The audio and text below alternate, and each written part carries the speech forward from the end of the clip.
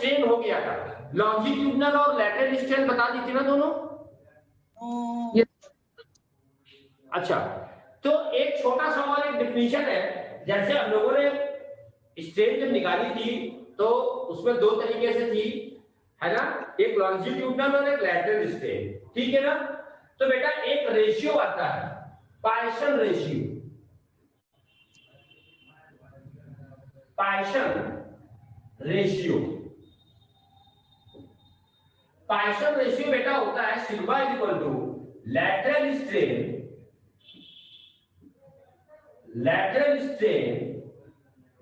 Upon longitudinal strain.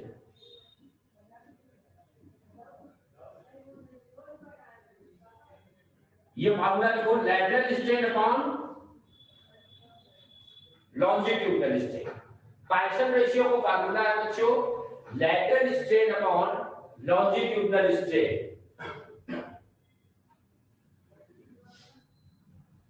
Lateral strain upon longitudinal strain. अब देखो lateral strain क्या था, लैटरल स्ट्रेन पायसन रेशियो का डायरेक्ट फार्मूला है lateral strain upon longitudinal strain. और लैटरल स्ट्रेन क्या था, change in diameter upon original diameter था ना, small D upon capital D, small D change in diameter था और अपॉन ओरिजिनल डायमीटर। और लॉन्जिट्यूडनल स्ट्रेन क्या थी, change in length upon original length. तो पायसन रेशियो का फार्मूला यही तो आएगा ना।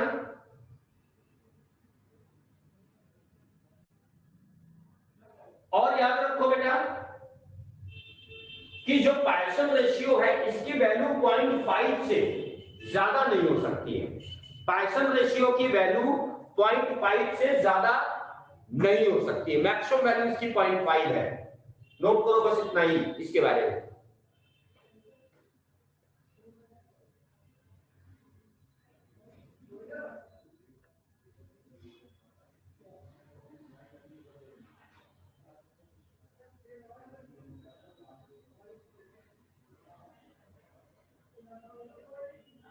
Maximum value of sigma is 0.5। चलो अब बच्चों बहुत इंपॉर्टेंट है आपके लिए, right now Hooke's law.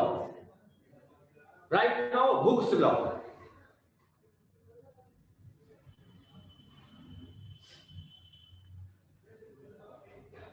Hooke's law. Sir हाँ सर मैं पॉइजन रेशियो फिर से बता दीजिए, नेटवर्क की प्रॉब्लम थी। पायसन रेशियो है, it is the ratio of lateral strain to the longitudinal strain. Lateral strain और लॉन्जिट्यूडनल स्ट्रेन के रेशियो को पायसन रेशियो बोलेंगे।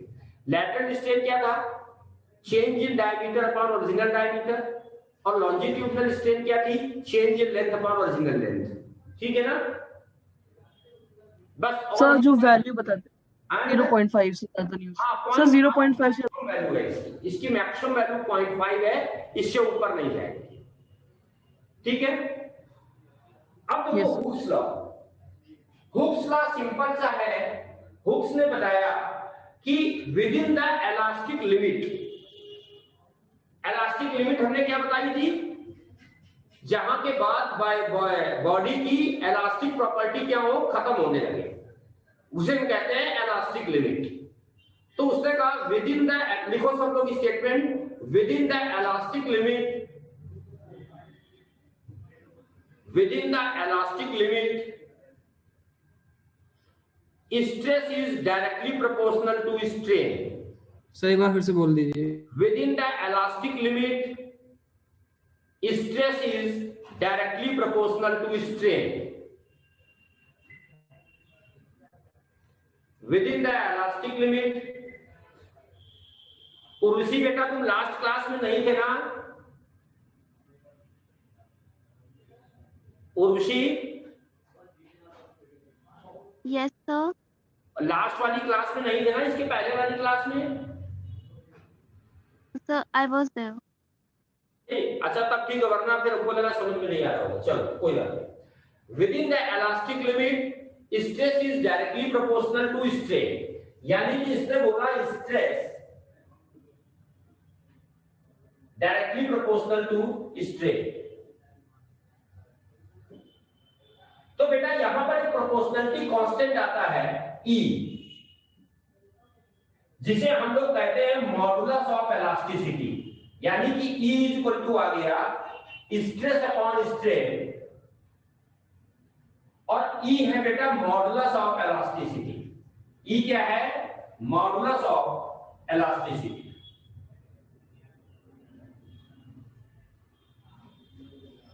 Sir modulus of elasticity. Sir हाँ बोलो शौर्या। सर एक बार स्ट्रेन और स्ट्रेस में एक बार डिफरेंशिएट करके बता समझा दीजिए।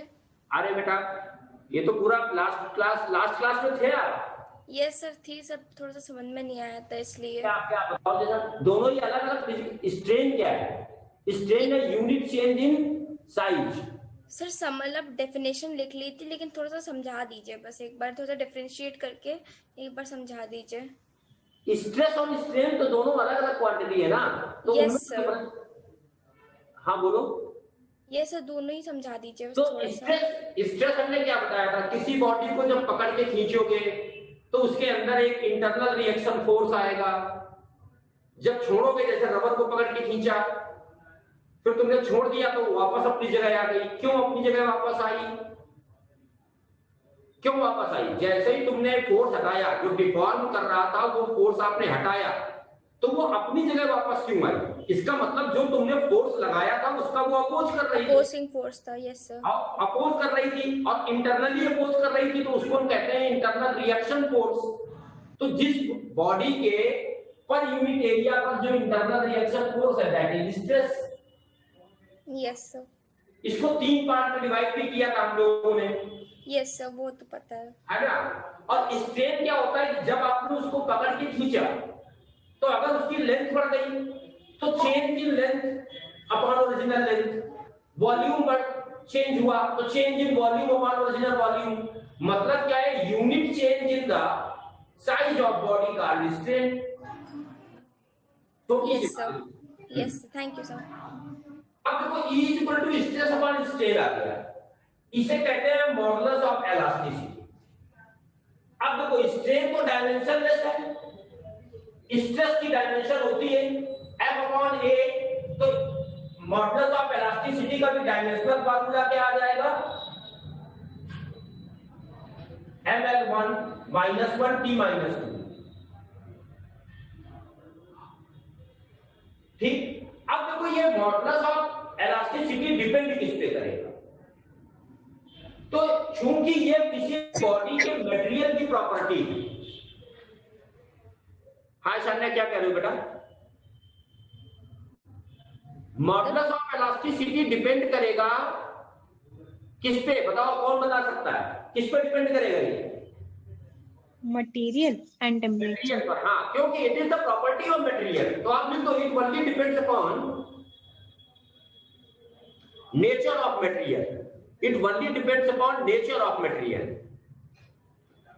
ये मटेरियल के नेचर पे डिपेंड करेगा।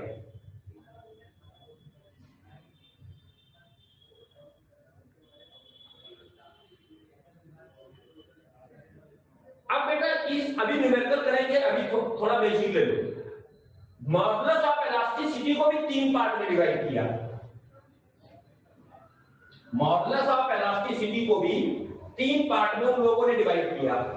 मॉडुलस ऑफ इलास्टिसिटी के 3 पार्ट थे। एक यंग मॉडुलस,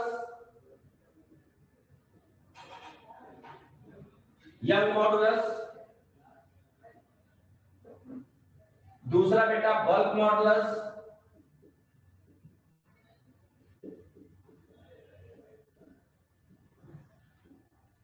और तीसरा बेटा modulus of rigidity.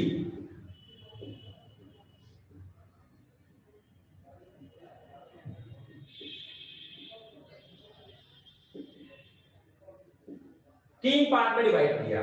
Young modulus को बेटा Y से रिप्रेजेंट करते हैं, बल्क मॉडुलस को B से रिप्रेजेंट करते हैं, और मॉडुलस ऑफ रिजिडिटी को ईटा से रिप्रेजेंट करते हैं।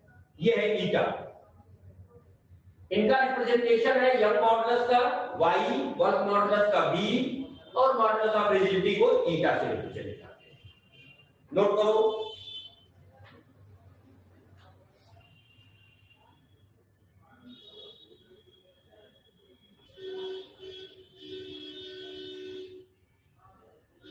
सर मॉडुलस ऑफ रिजिडिटी को किससे रिप्रेजेंट करते हैं? ईटा। ईटा, ये जो स्टाइलिस्ट एन बना है इसे ईटा बोलते हैं। अब देखो यंग मॉडुलस क्या है ना? तो चलो एक एक लाइन मिलते चले, हेडिंग डाल दो young modulus.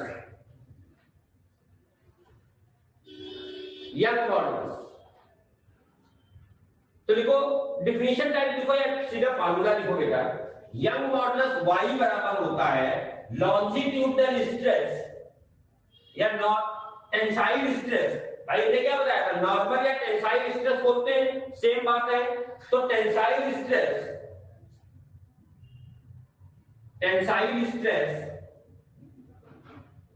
Upon longitudinal strain. बेटा टेंसाइल स्ट्रेस क्या होती है? Perpendicular force upon area. हाँ, perpendicular force upon area, very good. Perpendicular force upon area और लॉन्जिट्यूडनल स्ट्रेन हो जाएगी डेल्टा एल अपॉन एल।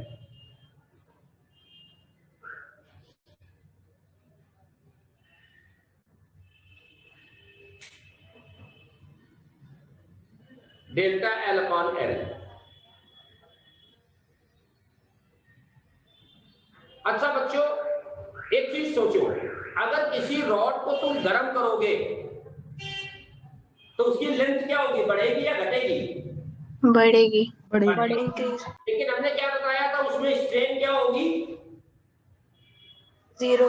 क्योंकि कोई इंटरनल रिएक्शन फोर्स नहीं लगेगा। तो हम लोग कहते हैं फ्री एक्सपेंशन। लेकिन अगर उसी रॉड को हम दो क्लैंप में ऐसे टाइट कर दे, दो दीवार के बीच में टाइट कर दे, अब अगर इसका टेम्परेचर बढ़ाएं तो लेंथ बढ़ेगी? No sir. बढ़ेगी। भाई वो तो इसकी प्रॉपर्टी है, टेम्परेचर बढ़ाओगे तो मॉलिक्यूल के बीच की डिस्टेंस बढ़नी है, तो लेंथ तो बढ़ेगी ना? यस सर, बढ़ेगी। अब होगा क्या, जब लेंथ बढ़ेगी बेटा तो ये इस वाली दीवार पे भी फोर्स लगाएगा? Yes sir. Yes sir. और every action has equal and opposite reaction, तो इसका मतलब इसके ऊपर भी दीवार फोर्स लगाएगी? Yes sir. यानी कि अब इंटरनल रिएक्शन फोर्स आ गया ना यहाँ पे? यस सर, आ गया। अब स्ट्रेन होगी कि नहीं होगी? यस सर, होगी। होगी। अब स्ट्रेन आएगी। तो कई बार एक क्वेश्चन और पूछा गया कि यंग मॉडुलस का टेम्परेचर के साथ क्या रिलेशन है? तो आप समझो भाई, जब टेम्परेचर बढ़ाते हैं तो लेंथ बढ़ेगी ना? Yes sir. लेंथ बढ़ेगी तो यंग मॉडुलस क्या होगा, घटेगा? Yes sir. Yes sir. तो हम डायरेक्ट लिख सकते हैं ना कि Young modulus is inversely proportional to temperature. लिख सकते हैं कि नहीं लिख सकते? Yes sir. Yes sir. हाँ, लिखो फटाक से। Young modulus is inversely proportional to temperature. अच्छा, अब एक हम ग्राफ दे रहे हैं बच्चों। सर, हाँ बेटा, सर एक बार यंग मॉड्यूलस का फॉर्मूला फिर से बता दीजिए। यंग मॉडुलस का फार्मूला है बेटा tensile stress upon longitudinal strain. Tensile stress बोले तो perpendicular force upon area into delta L by L. Okay. हाँ, बस याद रखो ये स्ट्रेस है, स्ट्रेस अपॉन स्ट्रेन है, एक तरीके से ऐसे याद रखो। चलो अब ध्यान सर। हाँ सर एक बार ये टेम्परेचर से इनवर्सली कैसे हुआ है वो बता दीजिए। अरे भाई, अभी तो हमने क्या लिखा था, F upon A delta L upon L था। तो जब हम टेम्परेचर बढ़ाएंगे तो लेंथ बढ़ेगी? Yes sir. लेंथ अगर बढ़ेगी तो y क्या होगा, घटेगा। यानी कि टेम्परेचर बढ़ाने पर y घट रहा है, क्योंकि टेम्परेचर बढ़ाने पे लेंथ बढ़ रही है। तो यंग मॉडुलस जो है ना इनवर्सली प्रोपोर्शनल टेम्परेचर के है। Yes sir, understood. जब टेम्परेचर बढ़ाओगे तो यंग मॉडुलस घटेगा। अब देखो एक चीज और, जैसे अगर हम ये ग्राफ दें तुम्हें स्ट्रेस और स्ट्रेन का, ये स्ट्रेन, तो बेटा यंग मॉडुलस आपने क्या बताया, स्ट्रेस डायरेक्टली मतलब यंग मॉडुलस क्या था, y बराबर आपने क्या बताया था, stress upon strain. Stress upon strain, अगर ये ग्राफ है बेटा तो स्ट्रेस हो गया परपेंडिकुलर और बेस बन गया स्ट्रेन, तो इस ग्राफ का जो स्लोप होगा वो यंग मॉडुलस बता देगा कि नहीं बता देगा? Yes sir. Yes sir. अगर स्ट्रेस और स्ट्रेन का ग्राफ दिया हो तो वहां पर आप यंग मॉडुलस कैसे बताओगे, तो Young modulus is equal to हो जाएगा स्लोप। इस तरह के क्वेश्चन में यंग मॉडुलस कैसे बताएंगे, slope of the curve gives you Young modulus tan theta. Note किया? Yes sir. अब एक क्वेश्चन बेटा सब लोग बताएंगे, जैसे हम एक स्ट्रेस और स्ट्रेन में एक ग्राफ दे रहे हैं। अच्छा बेटा एक चीज और याद रखोगे कि ग्राफ में हमने स्ट्रेस y को एक्सिस पर लिया है और स्ट्रेन x पे लिया है, तो स्लोप है। अगर स्ट्रेन इधर हो और स्ट्रेस इधर हो तब क्या होगा यंग मॉडुलस?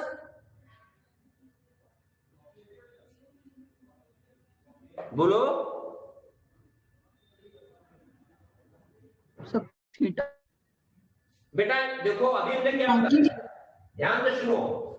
अगर ये ग्राफ है स्ट्रेस और स्ट्रेन का, तो तुमने अभी क्या बताया, यंग मॉडुलस बराबर stress upon strain, stress upon strain. अब देखो अगर ये एंगल तुम थीटा मान लो तो tan थीटा बराबर देखो स्ट्रेस अपॉन स्ट्रेन आएगा कि नहीं आएगा? Yes sir. Yes sir. tan theta को तुम क्या कहोगे, स्लोप। तो यानी कि जो यंग मॉडुलस होता है that is the slope of curve, जो कर्व है उसके स्लोप को कहेंगे। ठीक, हमने क्या कहा कि अगर यहां पर स्ट्रेस लिखा होता, मैं लिख देता हूं, यहां पर स्ट्रेस लिखा होता और यहां स्ट्रेन लिखा होता, तो tan थीटा बराबर क्या आता, स्ट्रेन अपॉन स्ट्रेस आता ना? Yes sir. तो tan थीटा बराबर इस केस में आता स्ट्रेन अपॉन स्ट्रेस, और यंग मॉडुलस तो स्ट्रेस अपॉन स्ट्रेन है।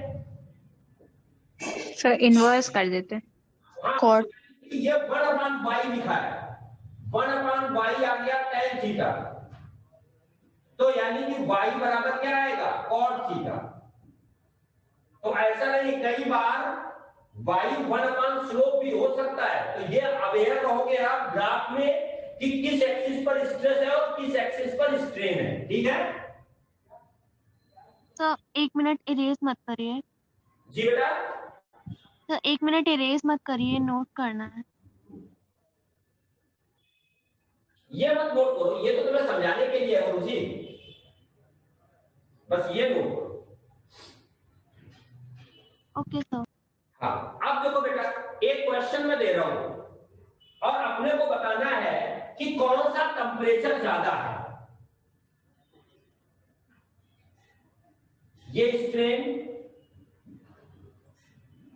और ये है स्ट्रेस। एक ये वायर है, एक ये वायर है। इस वायर का टेम्परेचर T1 है और इस वायर का टेम्परेचर T2 है। T1 और T2 में क्या रिलेशन है? What is the relation between T1 and T2?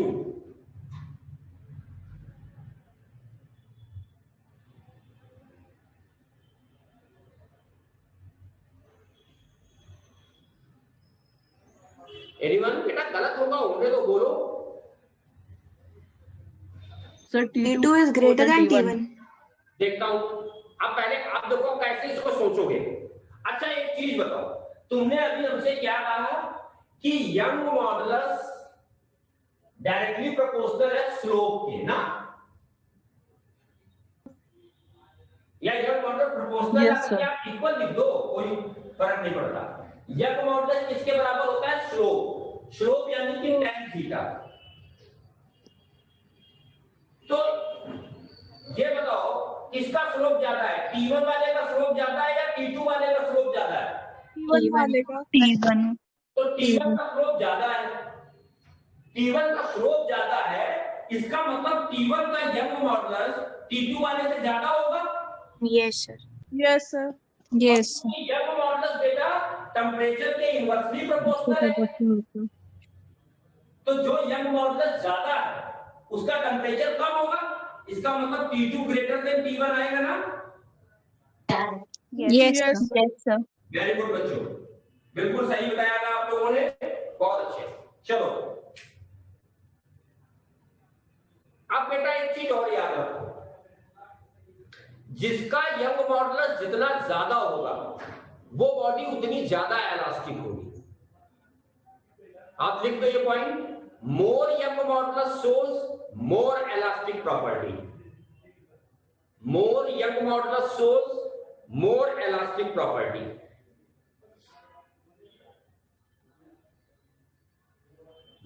More young modulus shows more elastic property, जिसका यंग मॉडुलस जितना ज्यादा वो उतना ज्यादा इलास्टिक। और यंग मॉडुलस की बेटा कितनी मैक्सिमम वैल्यू हो सकती है? 0.5 वो तो पॉइसन रेशियो था बेटा, y इक्वल टू, अभी हम लोगों ने देखो क्या लिखा, f upon a delta l upon l। तो बेटा डेल्टा l की जो मिनिमम वैल्यू होगी, जितनी मिनिमम पॉसिबल वैल्यू है, डेल्टा l की जितनी मिनिमम पॉसिबल वैल्यू होगी उतना ही, जब ये मिनिमम होगा तो ये मैक्सिमम होगा ना। Yes, sir. जब डेल्टा l मिनिमम होगा तो y मैक्सिमम होगा कि नहीं होगा? yes sir Yes, sir. होगा। डेल्टा l मिनिमम क्या पॉसिबल है कि बिल्कुल लंबाई ना बढ़े? डेल्टा l की मिनिमम पॉसिबल वैल्यू क्या हो सकती है? लंबाई बिल्कुल चेंज ना हो। Yes sir. Yes, Yes, sir. यानी कि डेल्टा l की पॉसिबल वैल्यू 0 है ना, yes sir Yes, sir. तो y की पॉसिबल वैल्यू इनफाइनाइट हो गई ना, yes Yes, sir. तो इट्स मैक्सिमम वैल्यू में भी इनफाइनाइट।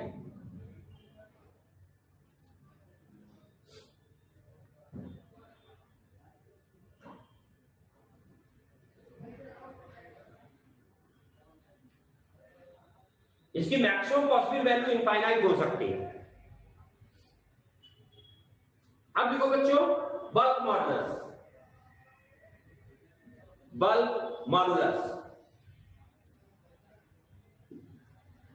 बेटा, बल्क मॉडुलस भी रेशियो है, बल्क मॉडुलस रेशियो है normal stress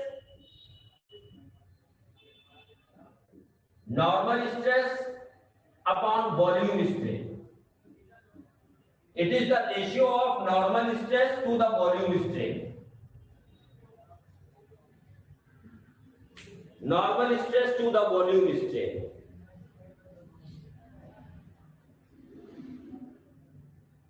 Bulk modulus is the ratio of normal stress to the volume strain.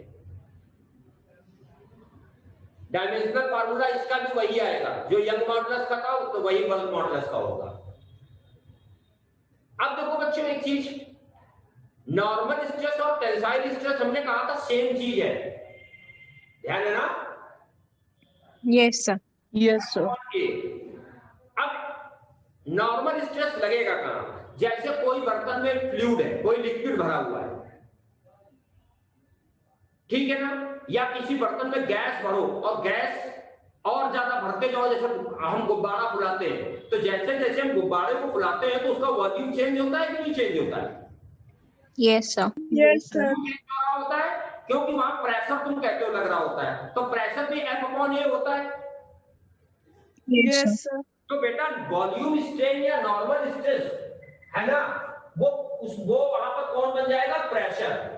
Normal stress वहां गुब्बारे वाले केस में नॉर्मल स्ट्रेस कौन देगा? स्ट्रेस कौन देगा? प्रेशर देगा ना। yes sir और जब प्रेशर बढ़ाते हैं तो वॉल्यूम क्या होता है? घटता है या बढ़ता है? कम होता है कम होता है। देखो गुब्बारे वाले केस में बढ़ रहा है, क्यों बढ़ रहा है? वहां बॉयल्स लॉ फॉलो नहीं हो रहा है, क्योंकि बॉयल्स लॉ कहता है P is inversely proportional to V, है ना।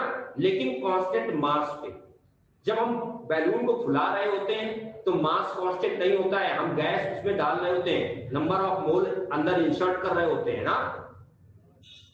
Yes sir. हाँ, तो गुब्बारे वाले केस में बॉयल्स लॉ फॉलो नहीं होगा। जनरली क्या होता है, अगर हम प्रेशर बढ़ाएंगे किसी भी फ्लूइड पे, अगर हम प्रेशर बढ़ाएंगे तो वॉल्यूम घटेगा, तो यहाँ पर बल्क मॉडुलस क्या होगा, माइनस, क्योंकि वॉल्यूम घटेगा इसलिए minus sign, pressure P upon volume strain delta V upon V, तो V ऊपर चला जाएगा।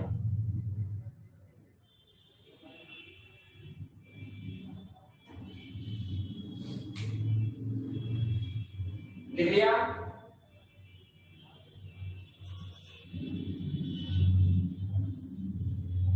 लिख लिया बच्चों? अब एक चीज बताओ, जिसका बल्क मॉडुलस ज्यादा होने का मतलब क्या हुआ, डेल्टा V कम, Yes, sir.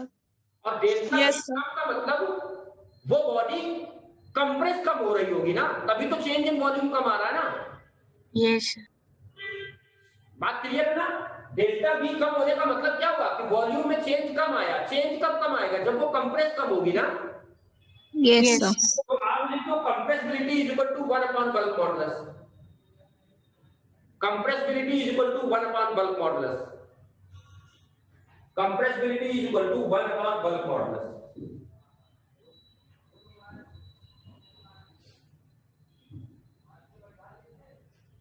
तो क्या लिखना है? Compressibility is equal to 1 upon bulk modulus. Compressibility is equal to 1 upon bulk modulus. Sir solid, liquid और गैस के लिए सेम होती है? बिल्कुल सेम, सब में।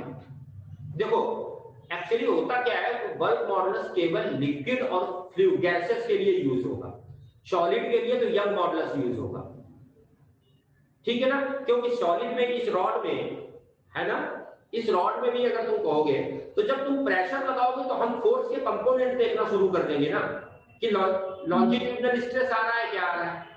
Yes. लेकिन अगर कोई कंटेनर में लिक्विड है, वहां पर तुम फोर्स लगाओगे तो पूरे बॉल का प्रेशर चेंज होगा ना वहां पर। Yes, sir. तो केवल वो फ्लूइड में ही आता है बल्क मॉडुलस। अब देखते हैं, देखो modulus of rigidity, modulus of rigidity eta, ये होगा बेटा shearing stress,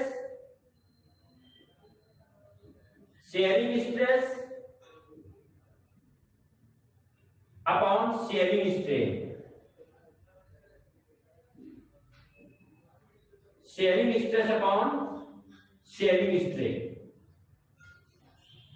shearing stress upon shearing strain. अब बच्चों ध्यान आ रहा है, शेयरिंग स्ट्रेस क्या था? Parallel to the surface. हाँ बिल्कुल, पैरेलल फोर्स अपॉन एरिया था। यानी कि अगर यहां पर हमने फोर्स लगाया था तो ये ऐसे डिस्प्लेस हुआ था, तो हमने कहा था कि शेयरिंग स्ट्रेस हो जाएगा पैरेलल फोर्स अपॉन एरिया, और शेयरिंग स्ट्रेन क्या बताया था, जिस एंगल से ये बेंड हो गया ये शेयरिंग स्ट्रेन था ना। Yes, sir. Yes, sir. ये आ जाएगा theta, F upon A into theta. और थीटा हमने कैसे निकाला था कि अगर ये x यहां से डिस्प्लेस हो जाए और ये वैल्यू हाइट h हो, तो थीटा बराबर से क्या बताया था कि थीटा क्या बताया था कि अगर थीटा स्मॉल है तो tan थीटा को थीटा लिख सकते हैं हम लोग ना। Yes, sir. tan Yes, sir. Theta लिख सकते हैं, हमने बताया था। और ये बराबर आ जाएगा x अपॉन H. h। तो जब भी मॉडुलस ऑफ रिजिडिटी के क्वेश्चन आए तो पैरेलल फोर्स अपॉन एरिया और थीटा की वैल्यू ना दी हो तो ऐसे निकालोगे, ठीक है ना।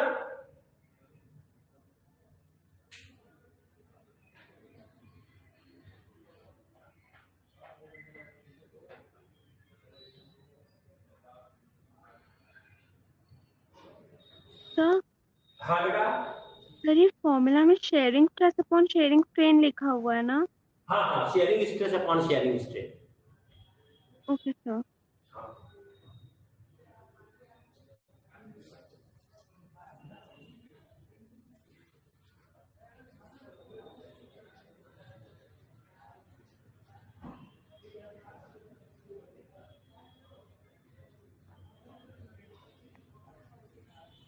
नोट कर लिया? Yes, sir. Yes sir. अब ये है तो क्वेश्चन, लेकिन हम लोग पहले एक फार्मूला बना ले। पहले एक फार्मूला बनाते हैं, फिर क्वेश्चन करेंगे। लिखो, a wire is loaded by, thin wire लिखो, thin wire is loaded by weight। thin wire का मतलब जो मासलेस मान लो जिसे आप, thin wire का मतलब जिसे अप्रोक्सीमेट मासलेस मान लिया जाएगा। thin wire loaded by a weight।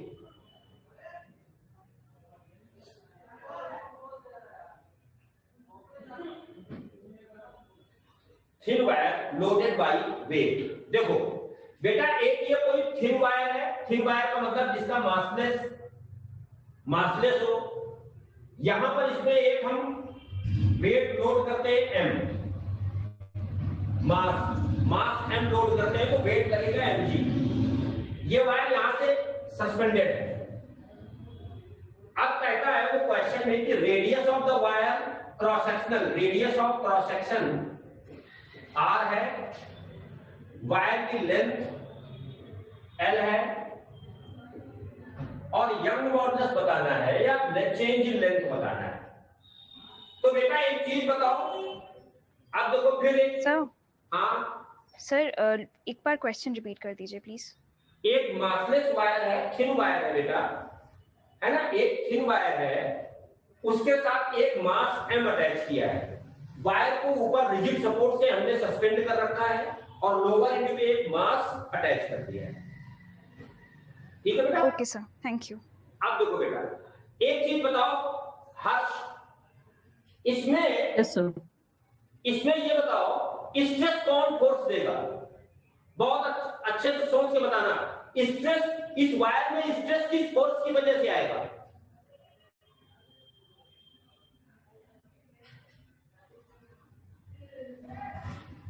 बोलो बेटा। सर मास की वजह से। नहीं, मास तो नहीं, फोर्स भाई mg नीचे लगेगा।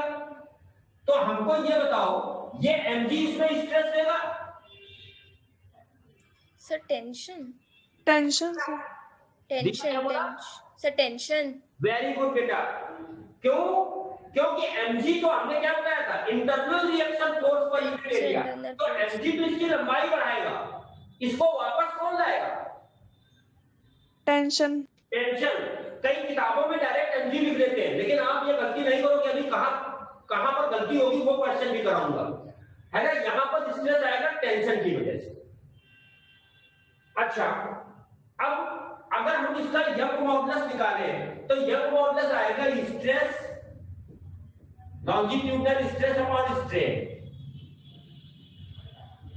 अब स्ट्रेस यहां दे रहा है टेंशन, टेंशन अपॉन एरिया, और मान लो इसकी लेंथ में डेल्टा एल का चेंज आया, तो change in length upon original length हो गया ये डेल्टा एल अपॉन एल।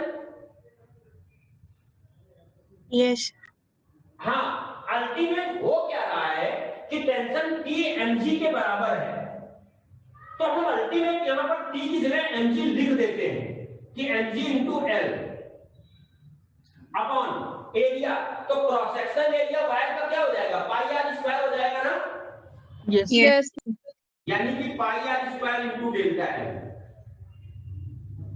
ये है बेटा रिलेशन, यंग मॉडुलस और डेल्टा एल का रिलेशन ये है। थिन वायर पे अगर कोई वेट हम लोड करते हैं, mg l upon pi are square delta L.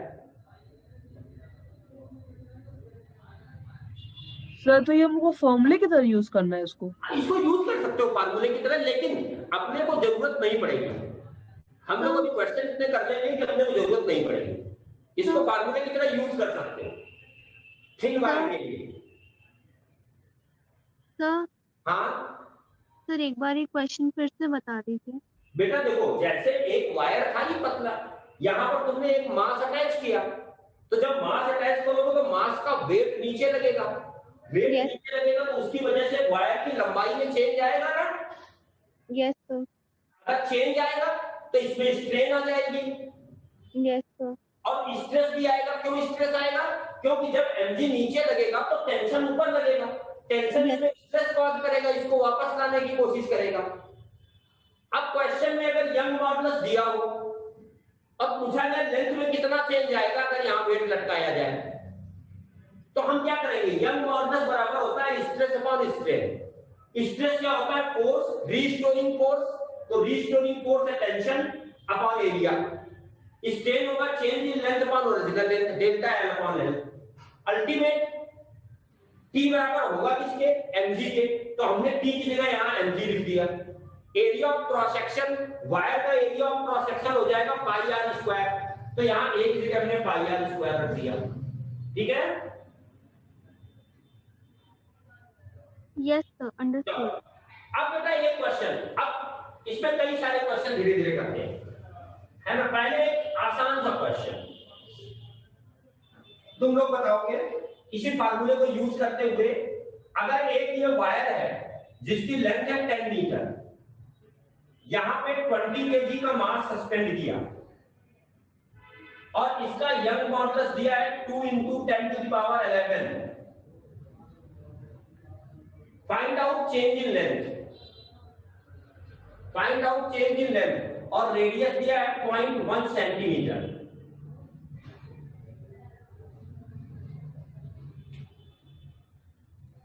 Find out change in length, change in length of wire.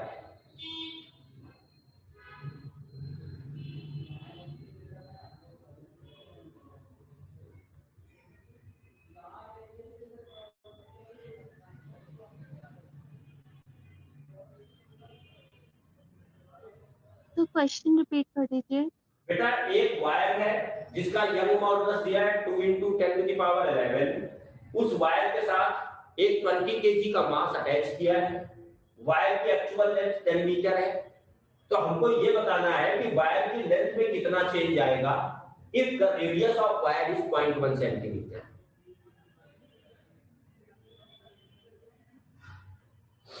जल्दी बताओ।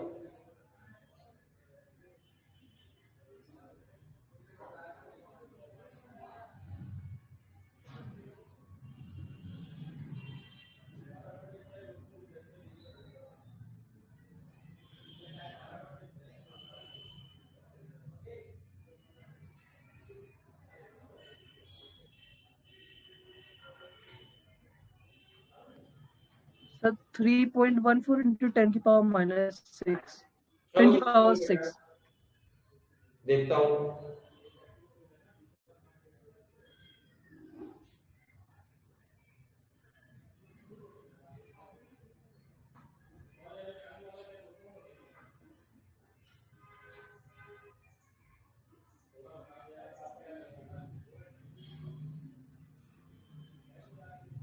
बाकी लोग बताएं क्या करेंगे भाई। y बराबर अभी लोगों ने क्या पढ़ा? डायरेक्ट फार्मूला है ना, mgl upon pi are square delta L.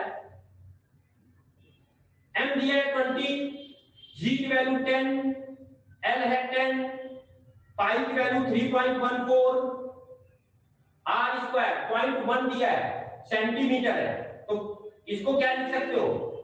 10⁻³ metre.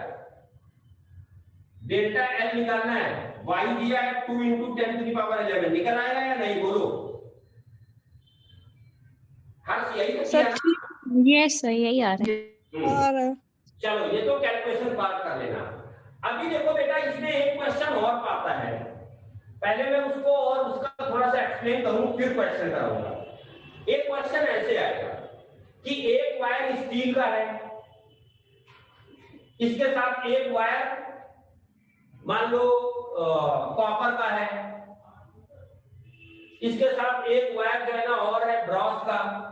ये 3 वायर ऐसे अटैच किए और यहां पर मास लगा दिए। एक वायर स्टील का लगाया, एक वायर कॉपर का लगाया, एक वायर ब्रॉस का लगाया। तो अगर तीनों अलग अलग वायर लगे तो तीनों का यंग मॉडुलस अलग अलग होगा ना? Yes sir. Yes sir. Yes. और मान लो इसकी लेंथ उस टाइम दी L1 है, इसकी लेंथ दी L2 है, दूसरे वाले वायर की, और तीसरे वाले वायर की लेंथ L3 है। L1, L2 और L3। ध्यान से सुनो। अब तुमसे कहते हैं दो तरीके के क्वेश्चन पूछते हैं। एक तो पूछेगा कि इस मास के अटैच करने के बाद इस वायर में टोटल चेंज इन लेंथ बताओ। एक ये क्वेश्चन बनता है, और एक ये क्वेश्चन बनता है कि इसका y1 है, इसका y2 है, इसका y3 है, तो इसका इफेक्टिव यंग मॉडुलस बताओ। इफेक्टिव यंग मॉडुलस का मतलब समझते हो? सर ये पूरी वायर में एक साथ लगी। हाँ, पूरी वायर को एक ऐसी वायर से रिप्लेस किया जाए, है ना, कि उसका यंग मॉडुलस इसके बराबर हो। तो ये दो क्वेश्चन पूछेंगे। तो चलो इस कॉम्बिनेशन को बेटा तुम ध्यान दो, रेजिस्टेंस में सीरीज कॉम्बिनेशन पढ़ा था ना? Yes, sir. Yes, sir. Series combination, Yes, sir. तो इसको हम नाम देते हैं वायर का series combination. Series combination, wire का सीरीज कॉम्बिनेशन, सीरीज कॉम्बिनेशन।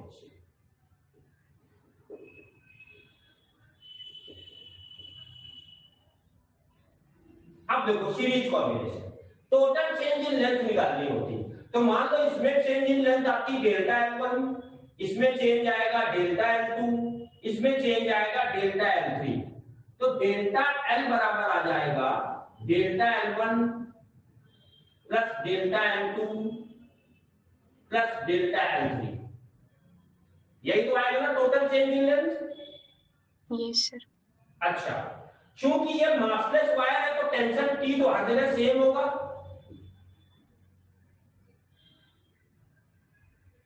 वो बराबर mg के हो जाएगा, वो बात अलग है। अब अगर हमको डेल्टा L1 निकालना हो, पहले एक बार देख लो, डेल्टा L बराबर बेटा आएगा क्या? T upon area of cross section into y into L, यही तो आएगा ना। देखो Yes, sir. बस क्रॉस मल्टीप्लाई किया हमने। अब अगर ये वायर मासलेस है, बहुत ध्यान से समझना, तो टेंशन हर जगह सेम है, और वायर का बेटा यहाँ पर यूनिफॉर्म क्रॉस सेक्शन है, सबके क्रॉस सेक्शन एरिया इक्वल है। यहां लिख लो ब्रैकेट में uniform cross section, uniform cross section.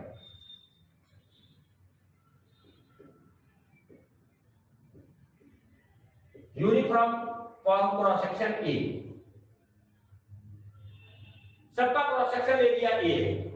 तो जब हम डेल्टा L1 की वैल्यू लिखेंगे तो डेल्टा L1 की जगह क्या लिखेंगे? T upon A y1 into L1 लिखेंगे या नहीं, पहले बताओ। Yes, sir. Yes, sir. Delta L2 की जगह लिखेंगे अपन लोग T upon A y2 into L2, और डेल्टा L3 की जगह लिखेंगे T upon A y3 upon L3, और T बराबर mg लिख देंगे। तो डेल्टा L निकल आएगा ना, total change in length. Yes, sir. अब जो अच्छा क्वेश्चन बनेगा y इफेक्टिव बताओ। तो देखो इसमें कॉमन आ रहा है T अपॉन A, अंदर बच रहा है L1 by y1 plus L2 by y2 plus L3 by y3। ये अब इफेक्टिव का मतलब क्या होता है कि इस वायर को चेंज करके हम एक सिंगल वायर में रिप्लेस करें। तो अगर हम सिंगल वायर को रिप्लेस करें तो उस सिंगल वायर की टोटल लेंथ क्या होगी बच्चों? L1 plus L2 plus L3. और उस सिंगल वायर में टेंशन T रहेगा, उस वायर का क्रॉस सेक्शनल एरिया भी A होगा। Yes, sir. टोटल लेंथ हो गई आपने कहा L1 plus L2 plus L3 upon Y की जगह हमारा नया इफेक्टिव यंग मॉडुलस लिख देंगे। Y की जगह क्या लिखेंगे? Effective Young modulus. Yes, sir. T upon A से T अपॉन ए कैंसिल। तो इफेक्टिव यंग मॉडुलस का बेटा सीरीज कॉम्बिनेशन में फार्मूला याद रखो, क्या होगा? L1 plus L2 plus L3 upon, इसको उधर ले जाओ, ये इधर डिवाइड करो, L1 upon Y1 plus L2 upon Y2 plus L3 upon Y3। ये फार्मूला है अगर वायर का सीरीज कॉम्बिनेशन दिया हो तो इफेक्टिव यंग मॉडुलस निकालने का। बोलो भाई,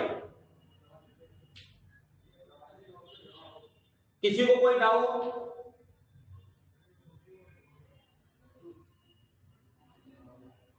सर ये T is equal to mg के बाद y इफेक्टिव वाला स्टेप समझा दीजिए। हाँ देखो, T बराबर mg हो गया। अब तुमसे उसने पूछा effective Young modulus. Effective Young modulus का मतलब इस वायर को रिप्लेस करके एक इफेक्टिव ऐसा वायर लगाया जाए जिसकी टोटल लेंथ क्या हो जाए, मतलब सिमिलर रिजल्ट दे। इसको रिप्लेस करके, इन तीन वायर को रिप्लेस करके एक सिंगल वायर ऐसा लगाया जाए जो सेम रिजल्ट दे। तो तीन वायर को रिप्लेस करना है, तो उन तीन वायर की लंबाई क्या है? L1, L2 और L3। अगर इसको एक वायर में तुम रिप्लेस करोगे तो इसकी लंबाई क्या हो जाएगी? L1 plus L2 plus L3 होगी। Yes sir. अच्छा, अब तुमने मास यहाँ m सस्पेंड किया है तो टेंशन तो T ही रहेगा इसमें। Yes sir. जो cross sectional area in wire का था वही इसका भी रखोगे, सिमिलर वायर में आप रिप्लेस कर रहे हो।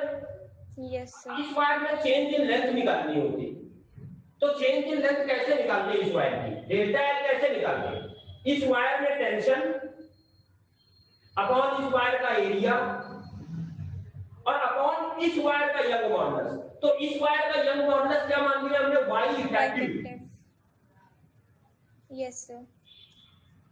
अब ऊपर इस वायर की लेंथ, तो लेंथ कितनी है? L1 plus L2 plus L3। बेटा यही हमने डेल्टा एल की जगह रख दिया है यहाँ, और यहां से T अपॉन ए हमने कॉमन ले लिया है। T अपॉन ए कैंसिल हो गया। जब T अपॉन ए कैंसिल हो गया फिर y इफेक्टिव को इधर मल्टीप्लाई कर दिया और इसको इधर डिवाइड कर दिया। बताओ बच्चे। Yes sir, understood. चलो अब एक क्वेश्चन कर लेते हैं हम लोग। अब एक क्वेश्चन कर लेते हैं, जल्दी से इसको नोट करो।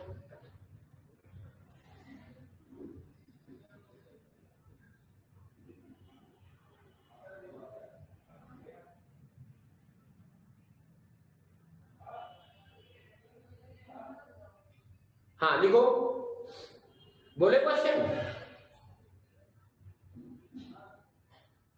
Yes, sir. लिखो, a uniform wire of cross sectional area, uniform wire of cross sectional area 10 to the power -4।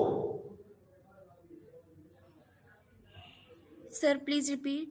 A uniform wire of cross sectional area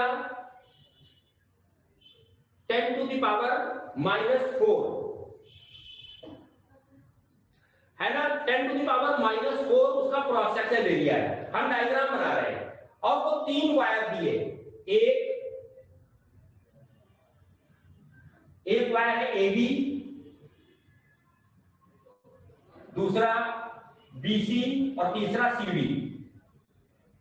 ठीक, यहां पर एक 10 kg का मास हमने सस्पेंड किया। तीनों का क्रॉस सेक्शनल एरिया दे दिया 10 to the power -4 metre square. ठीक है ना। Yes, sir. अब देखो, इस वायर की लेंथ है 0.1 मीटर, इस वायर की लेंथ ले लो 0.2 मीटर और इस वायर की लेंथ ले लो 0.15 मीटर। ये L1, L2, L3। ये वायर का young modulus 2.5 into 10 to the power 10। जो पहला वाला वायर है 2.5 इंटू 10 to the power 10, इसका young modulus 4 into 10 to the power 10 Y2। दूसरे वाले का 4 इंटू 10 to the power 10। और तीसरे वाले का 1 × 10⁻10। पहले तो इफेक्टिव यंग मॉडुलस बताओ, find out effective Young modulus, find out effective Young modulus and total change in length.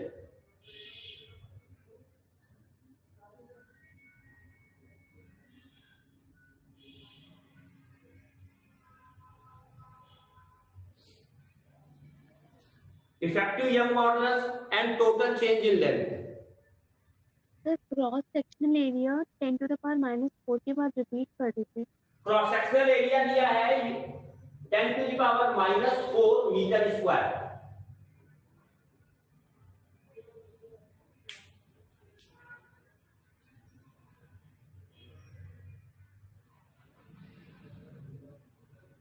Sir find out effective y and Y effective and total change in length.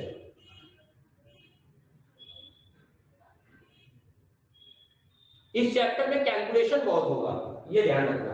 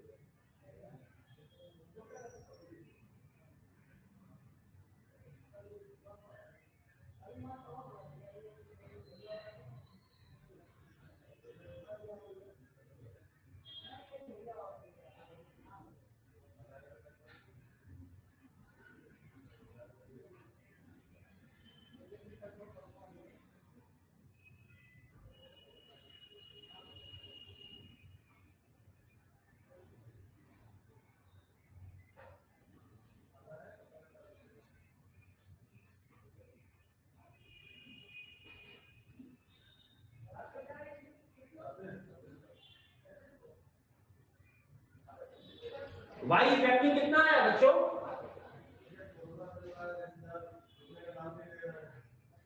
यही तो formula लगा रहे हैं ना, L1 + L2 + L3 upon L1 upon Y1 plus L2 upon Y2 plus L3 upon Y3, यही तो कर रहे हैं ना? Yes, sir. करो जल्दी से वैल्यू बताओ,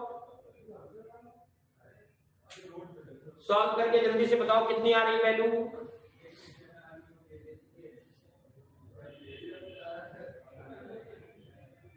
One 1.875 into 10⁻10.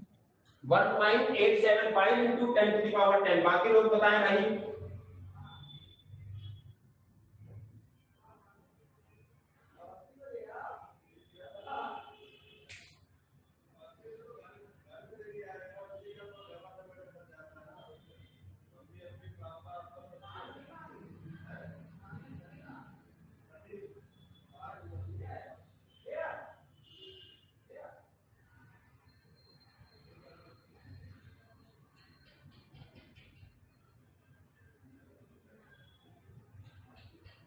Yes sir same. चलो तो अब आ जाएगा। अब टोटल चेंज इन लेंथ निकालने के लिए क्या करोगे बेटा? डेल्टा एल बराबर क्या आएगा? T/A, वो तो कॉमन आ जाएगा और अंदर क्या बचेगा? L1/Y1 plus L2/Y2 plus L3/Y3, यही तो आएगा ना बेटा? T की जगह mg रख दिया हमने। दूसरा वाला पार्ट जो है ना क्वेश्चन का ये है, यहां तो वैल्यूज रख लोगे, आ जाएगा आंसर। आ जाएगा कि नहीं बोलो? Yes, sir. आ जाएगा। यस चलो एक क्वेश्चन और, एक क्वेश्चन का टाइप और चेंज करते हैं, ठीक है ना? ये कैलकुलेशन है बेटा, कैलकुलेशन घर पे करना। एक क्वेश्चन और देखो।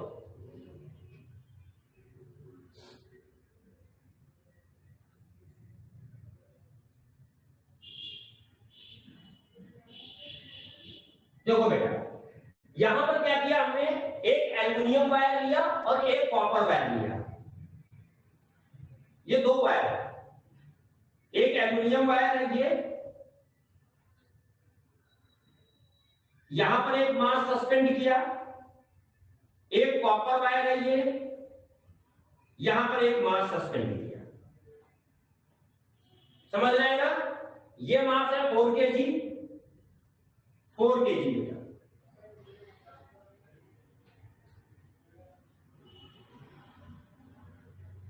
ये मास है 4 kg और ये मास है 7 kg। ठीक है, ये लेंथ है 1 मीटर, एल्यूमिनियम वायर की लेंथ है 1 मीटर और कॉपर वायर की लेंथ है 0.5 मीटर। ठीक है, इस वायर का डायमीटर, दोनों वायर का डायमीटर है 1.8 mm। Diameter of both wires, दोनों वायर का डायमीटर है 1.8 mm। ठीक है ना, दोनों वायर का डायमीटर एक ही दे दिया, सेम। अच्छा, अगर डायमीटर अलग अलग दिए हो तब क्या करोगे?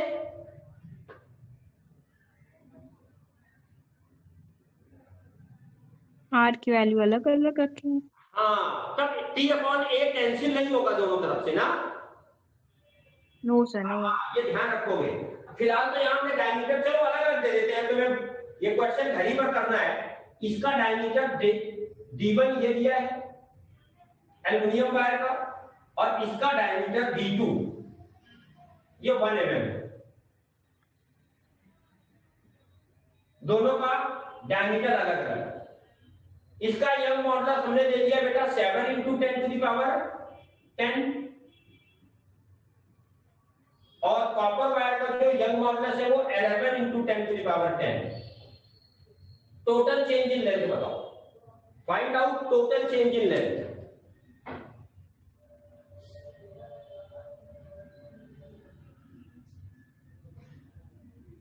Find out total change in length.